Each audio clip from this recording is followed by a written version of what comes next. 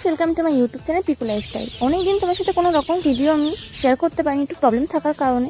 আশা করি তোমরা সবাই খুব ভালো আছো আর আমিও খুব যারা ভালো আমার আছি। ভিডিওগুলো আগে দেখেছো তারা অবশ্যই হয়তো দেখেছিলে যে মুরগির বাচ্চা আসার আগে আমরা কি কি কাজ করি মুরগির ঘরে। আর যারা নতুন আমার চ্যানেলে জয়েন্ট হয়েছো তারাও ভিডিওটা একদম শেষ পর্যন্ত দেখো, খুব তোমরা ভালো দেখতেই লাগবে। পেলে প্রথমেই টিন দিয়ে চারিপাশ থেকে আমরা ঘিরে নিয়েছি আর তারপরে তুষ ছড়িয়ে দিয়েছি। তুষটা পুরো সুন্দর করে পাতিয়ে কমপ্লিট করে তারপরে আমরা পেপার পাতিয়ে নিচ্ছি।